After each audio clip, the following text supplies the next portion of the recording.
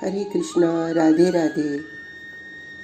हम सब पूज्य श्री भाई जी श्री हनुमान प्रसाद पोद्दार जी द्वारा लिखित साधकों का सहारा पुस्तक का श्रवण कर रहे हैं। आज का प्रसंग संत से जगत का उपकार और संत महिमा। संत का जीवन ही जगत के कल्याण के लिए होता है, अतएव उनका जगत पर जितना उपकार है उतना किसी का भी नहीं है। उनका लोक सेवा व्रत और उनका यथार्थ विश्व प्रेम जगत में जिस कल्याण की सुधा धारा बहाता रहता है, वह धारा यदि कभी सूख गई होती तो अब तक सारा जगत सर्वथा राक्षसों का भयानक नरकागार बन गया होता।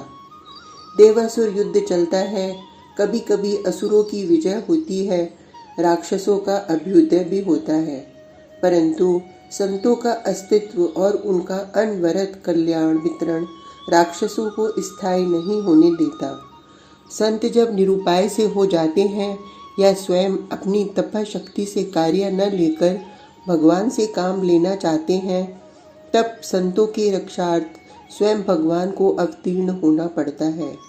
परंतु भगवान के अवतार में प्रधान हेतु साधु परित्राण ही है। संत जगत में जिन विशुद्ध सात्विक परमाणुओं को फैलाते रहते हैं, उसी से सत्वगुण और सदाचार की रक्षा होती है। संत प्रत्यक्ष भगवान के विग्रह हैं।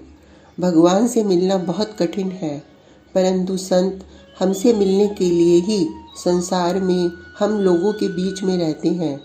इससे ही हमारे लिए भगवान से बढ़कर उपादेय है, क्योंकि ये संसार से सर्वथा पृथक रहकर भी, प्रपंच से सर्वथा उदासीन होने पर भी हमारे बहुत ही निकट रहते हैं और हमें हाथ पकड़कर वैकुंठ धाम में पहुंचा देते हैं। यही तो इनका सबसे बड़ा चमत्कार है।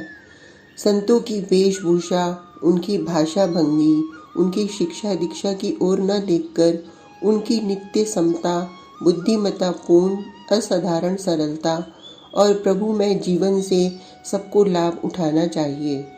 संत विश्व के सूर्य है, उसके प्राण है, उसके आकाश है, उसके हृदय है, उसके अवलंबन है, उसके आत्मीय है और उसके आत्मा है। वे स्वयं सब समय परमात्मा में स्थित रहते हुए ही प्रत्येक प्रतिकूलता में साक्षात आत्म स्वरूप अनुकूलता का स्वाभाविक अनुभव करते हुए ही जगत के प्राणियों की दुखदायिनी प्रतिकूलता को अनुकूलता में परिणित करने के लिए प्रयत्नवान रहते हैं। उनकी वाणी से अमर ज्ञानामृत झरता है, उनके नेत्रों से प्रेम की शीतल सुखद ज्योति निकलती है, उनके मस्तिष्क से जगत का कल्याण प्रसूत होता है, उनके हृदय से आनंद की धारा बहती है। जो उनके संपर्क में आ जाता है वह पाप ताप से मुक्त होकर महात्मा बन जाता है। वे जिस देश में रहते हैं वह देश पुण्य तीर्थ बन जाता है।